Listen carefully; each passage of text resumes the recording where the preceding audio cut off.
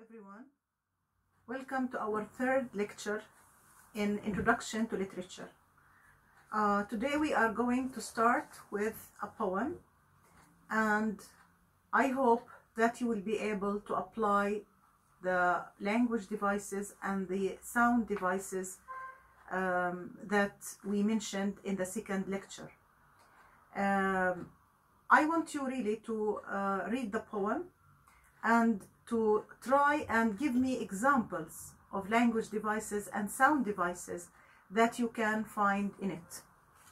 As you probably know, our poem is page 45 of our book.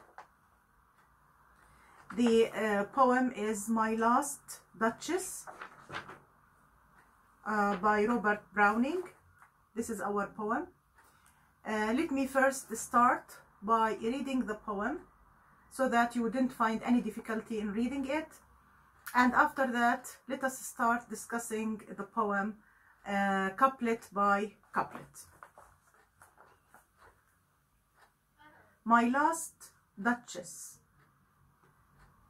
That's my last Duchess, painted on the wall, looking as if she were alive, I call.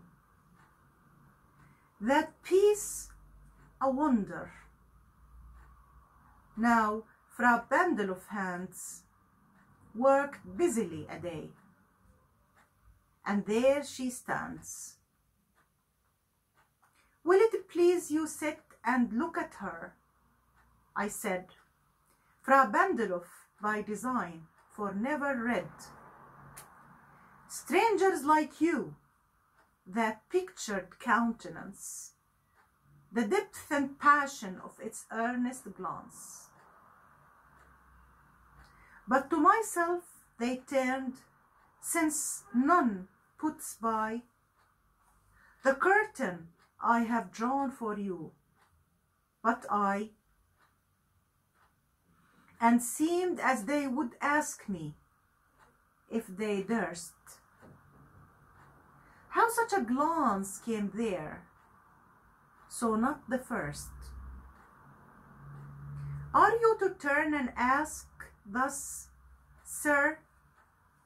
It was not her husband's presence only called that spot of joy into the Duchess's cheek, perhaps.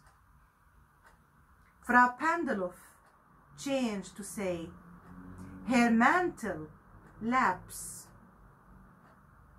over my lady's rest too much, or paint must never hope to reproduce that faint half a flush that dies along her throat.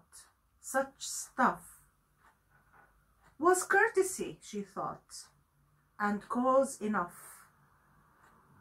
for calling up that spot of joy she had. A heart, how shall I say, too much soon made glad, too easily impressed. She liked whatever. She liked whatever she looked on, and her looks went everywhere. Sir, it was all one. My favor at her breast, the dropping of the daylight in the west,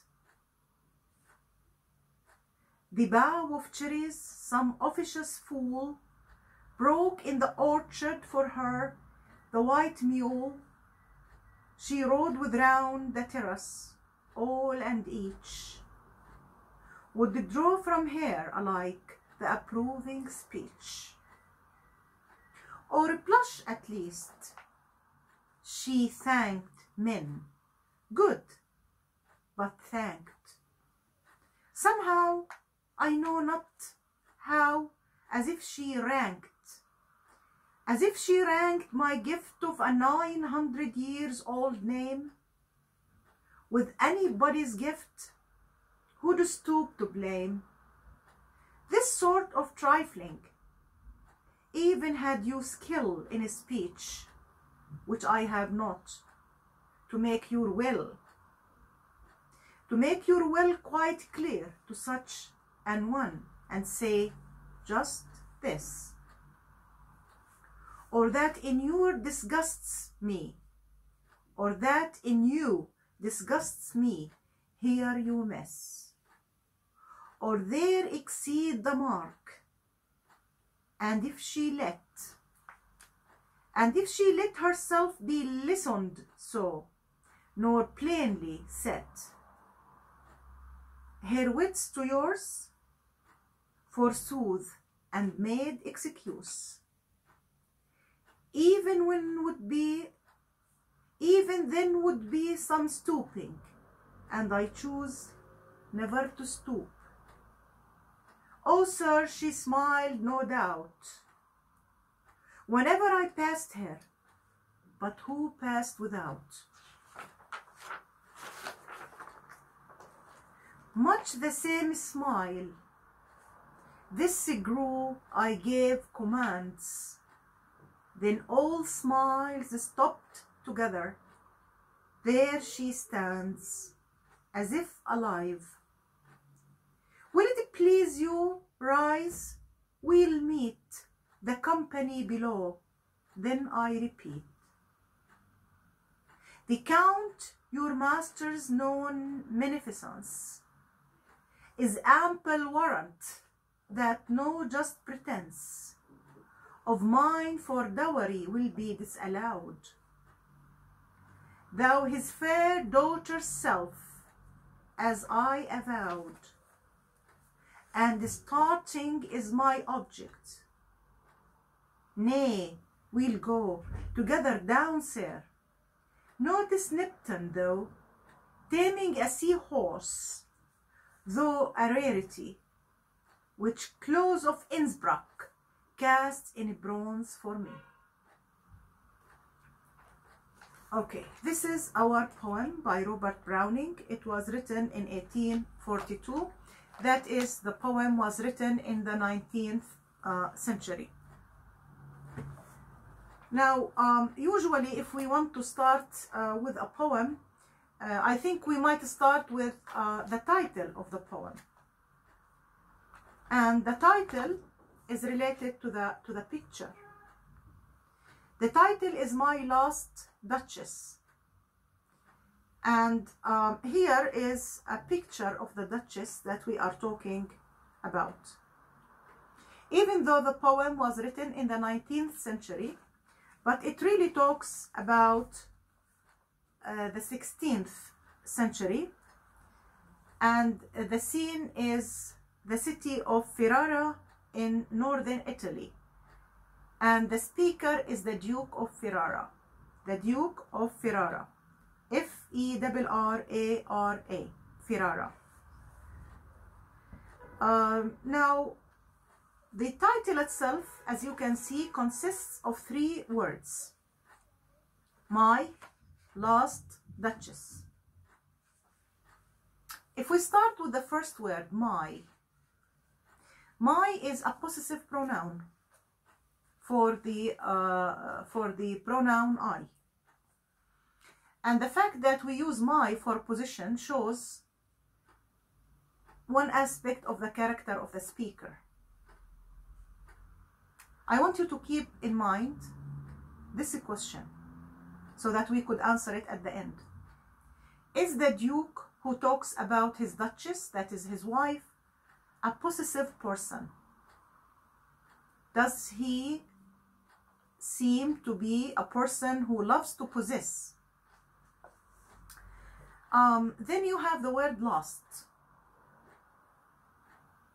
Lost in English, as we have it here in the poem, could mean his dead wife.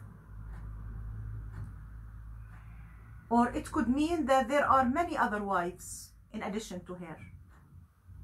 And he is speaking about her as the last Duchess that he married. Duchess is a kind of rank. Usually, if you have a dukedom, the dukedom has a duke, and the woman who marries the duke is the Duchess. So here he speaks of her as a wife and as a woman of rank who is married to a person of high rank, and of course he granted her this kind of title. Now, where is the Duchess? Where is she? Obviously, he speaks of her as painted on the wall. Painted on the wall. So the first line starts with, "That's my last Duchess." Painted on the wall. Okay, then who speaks here and to whom? As I read the poem to you, you should have noticed that no one answers the Duke. The Duke keeps speaking and nobody speaks to him. So what do we call this kind of poetry? A poem where we have an assumed listener and this assumed listener doesn't speak, but the speaker in the poem keeps speaking to him. This is what we call dramatic monologue. And dramatic monologue is a kind of technique used in dramatic poetry. And dramatic means based on dialogue, but in a dramatic monologue, we have a listener, but the listener doesn't speak.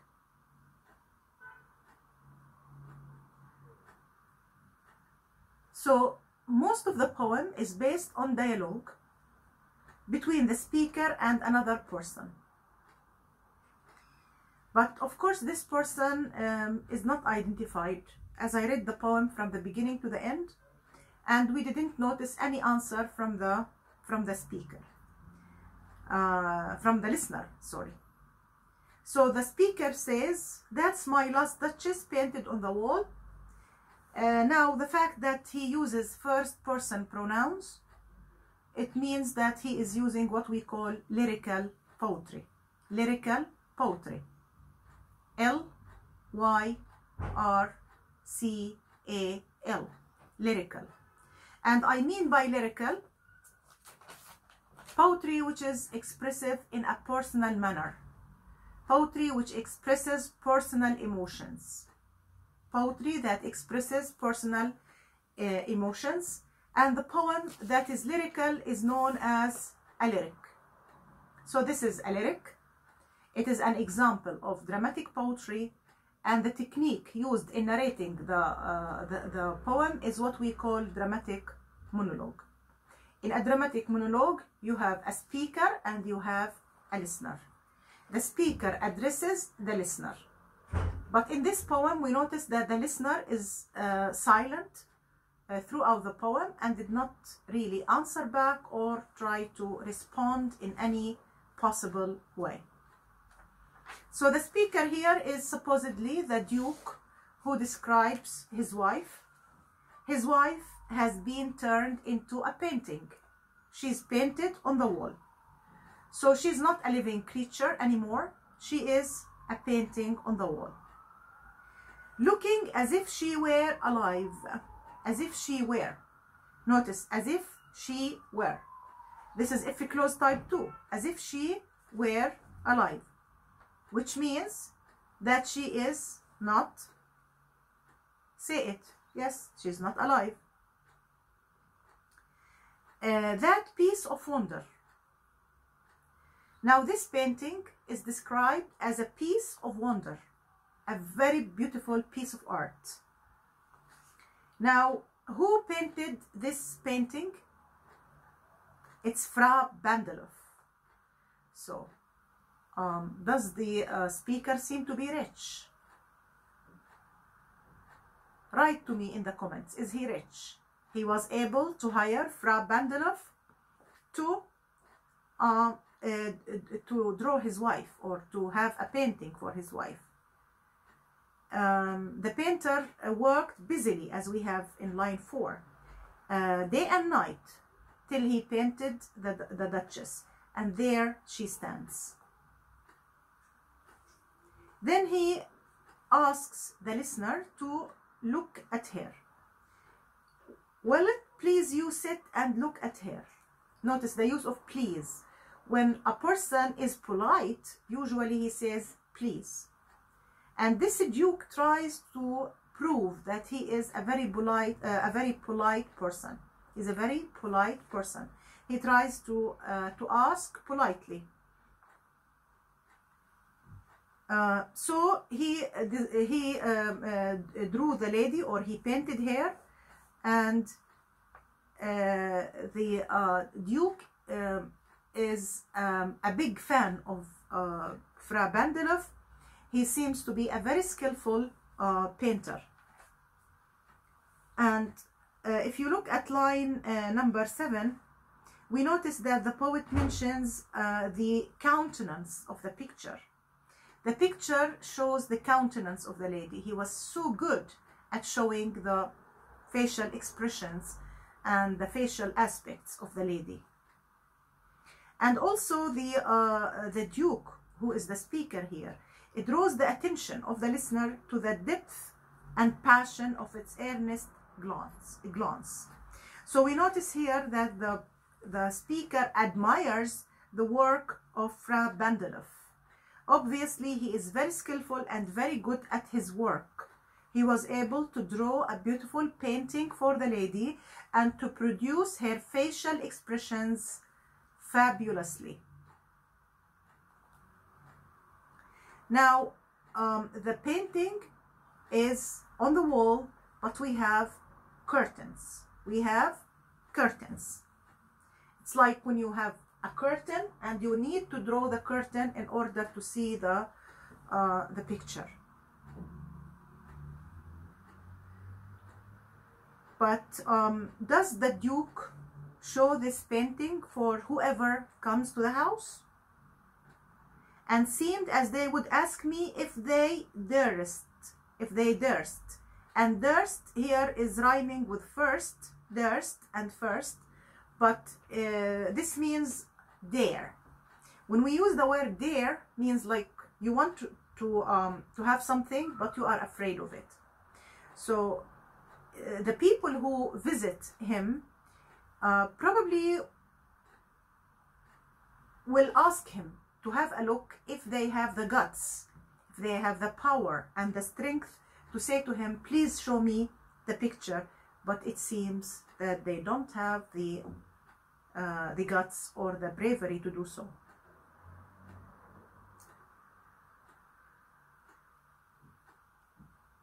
Are you to turn and ask thus, sir? It wasn't her husband's presence only called that spot of joy into the Duchess' cheek, perhaps. Here we notice that the poet is very skillful in showing and revealing, actually, let me say revealing, the thoughts and the feelings of the Duke. And I want to draw your attention to the significance of language here, the choice of diction, words which are used. The poet is saying that the Duke talks about the smiles of his wife. And this joy, which is painted on her facial expressions, is something that she produced whenever she saw anyone, not only her husband. So she seems to have such a smiley face, let me say, and this really upsets her husband.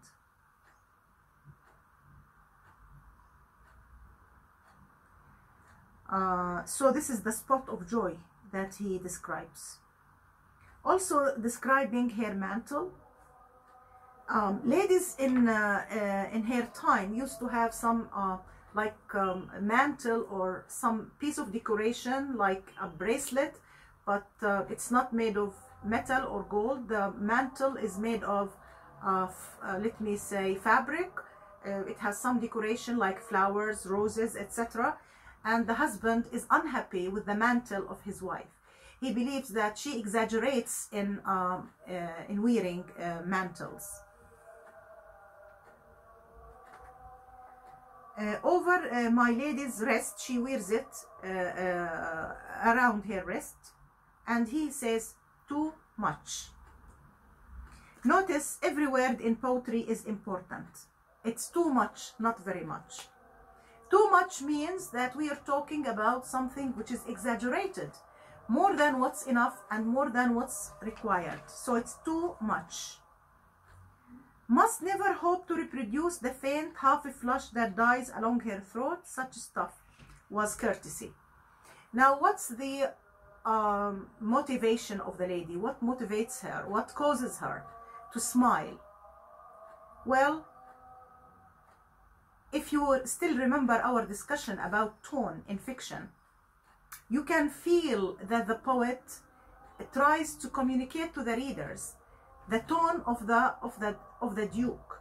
The Duke is unhappy with the behavior of his wife, and he says that she calls her cheerfulness with strangers, she calls it courtesy. And he says, between two commas, she thought, which means that he does not agree with her.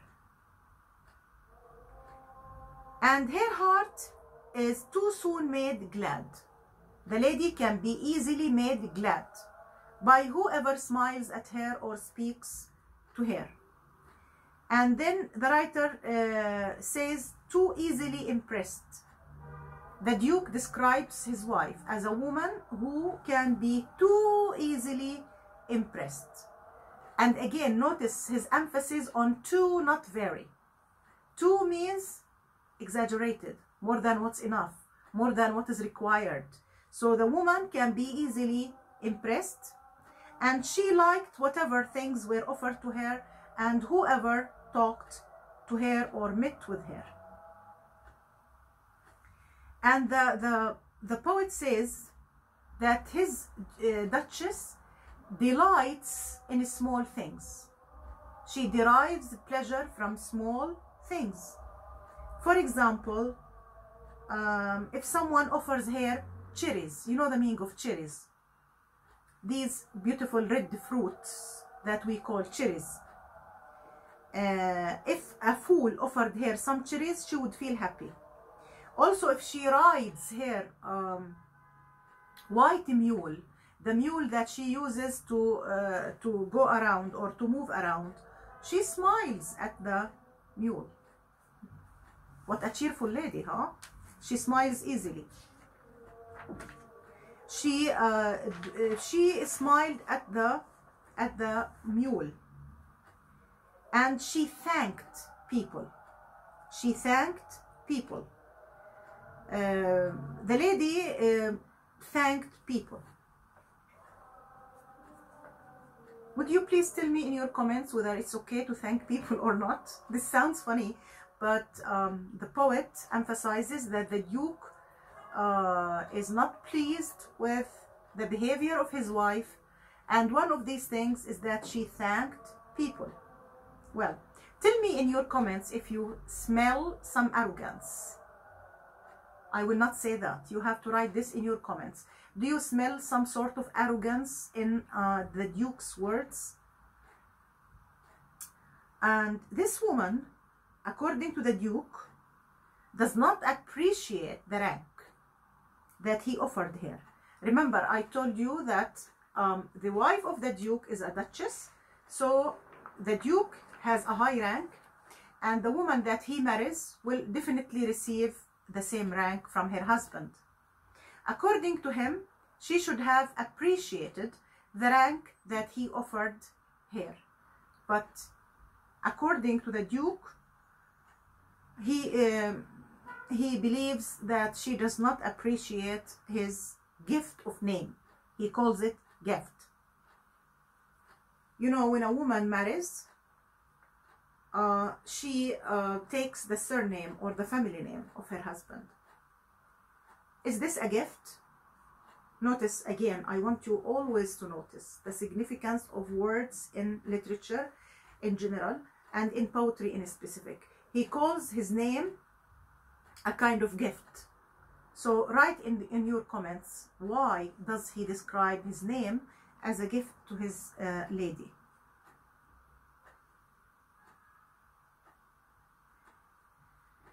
Now, notice the cleverness of the Duke. He anticipates questions before they are asked. Probably someone might ask him, or probably the assumed listener will do that. Okay, why didn't you like talk to your wife? Why didn't you confront her with your dislikes? So he immediately answers before he is asked, and he says, this is a stooping. Stooping. You know what I mean by stooping? This is stooping. Stooping. This is the verb stoop, and this is stooping.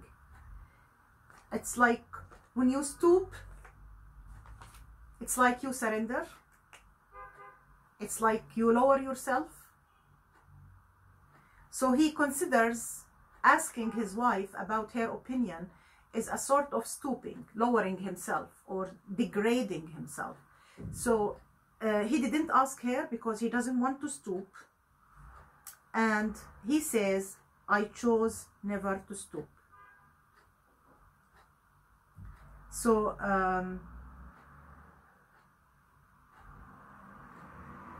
if you read the poem again, you will notice that this is mentioned.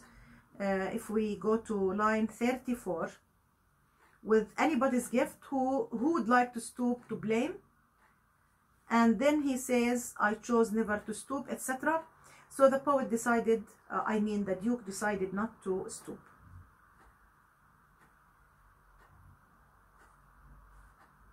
Also, probably if he spoke to his wife, this would be putting his wits to hers. This is line 41.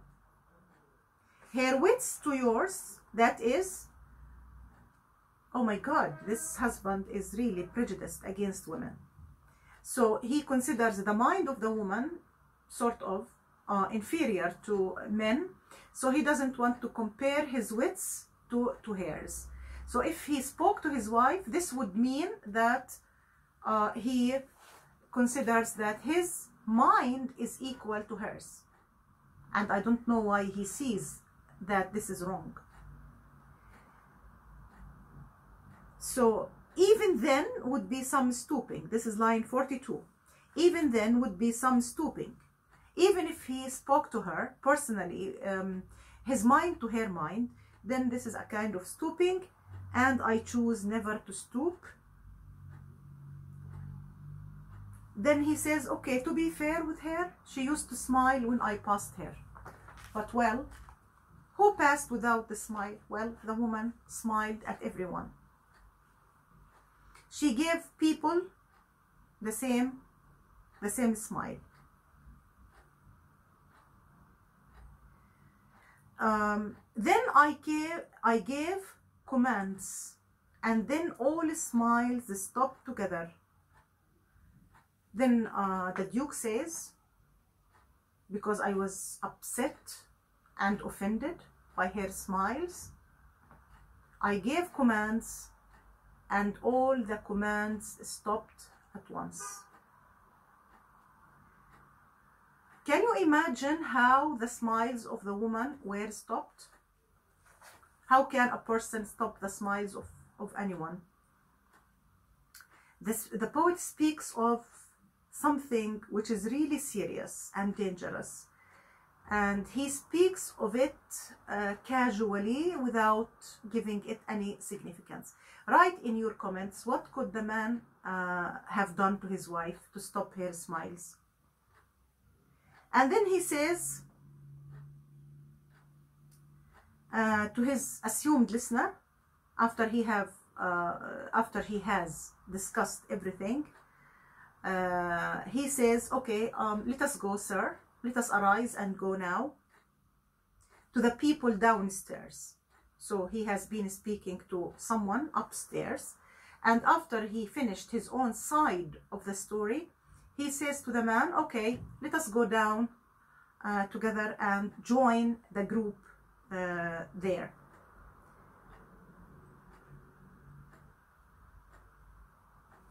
And then he speaks about account. He says that he is going to marry the daughter of a count, and the count is going to be his father-in-law.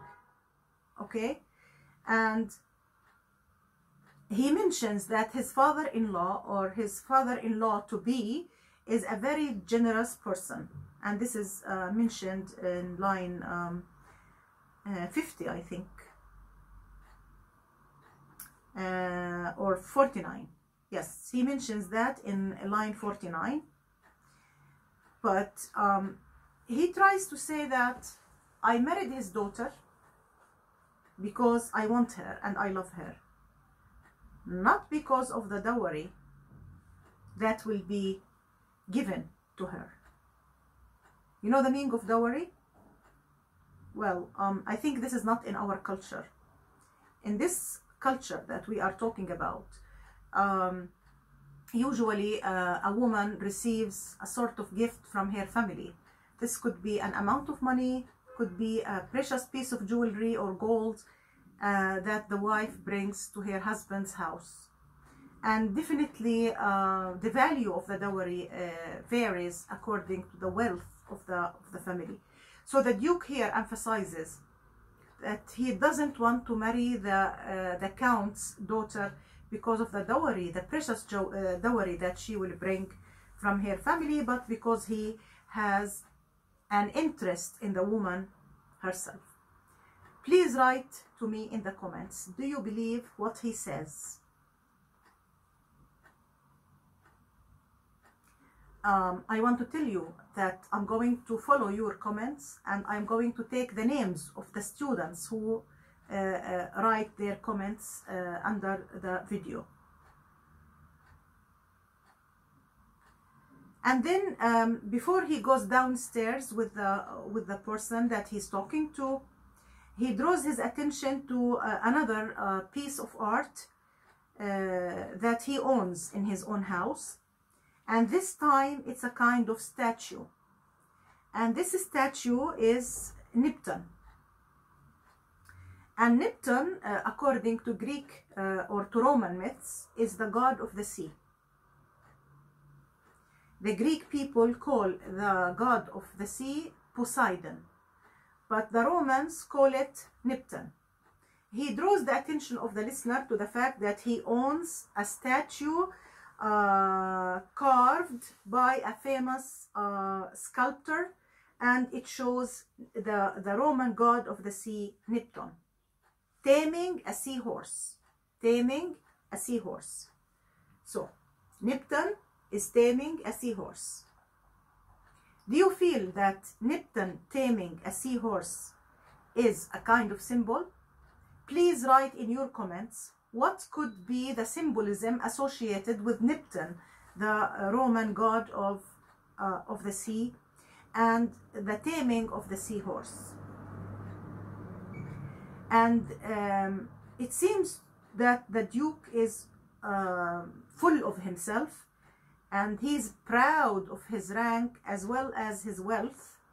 So he says that he had the wealth to ask a famous sculptor like Innsbruck to cast him a statue of bronze for the Roman god of the sea. And this is the last line of our poem, which describes Innsbruck casts a statue for the Duke in gold. Sorry, in bronze. All right.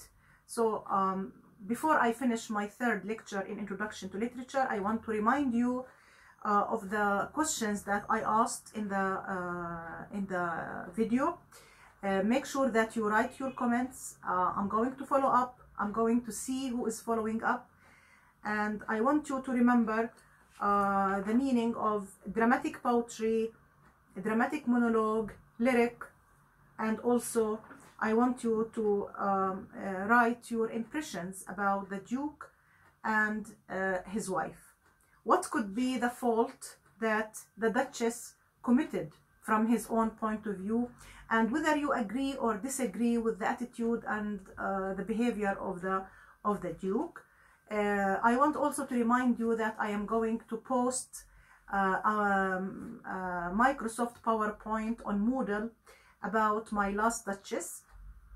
So if you read the PowerPoint in addition to the discussion that I have just conducted in my video, I think you will have a full picture of My Last Duchess by Robert Browning. And here we come to the end of our third lecture for this week. Thank you very much for being attentive and patient with me. I hope to see you next time. Make sure that you read the other poem that we are going to start with next time, inshallah. It's going to be The Passionate Shepherd to His Love, and I will be focusing on the poem as an example of romanticism in English poetry. So till we meet, keep studying and writing your comments under the video. See you again. Thank you.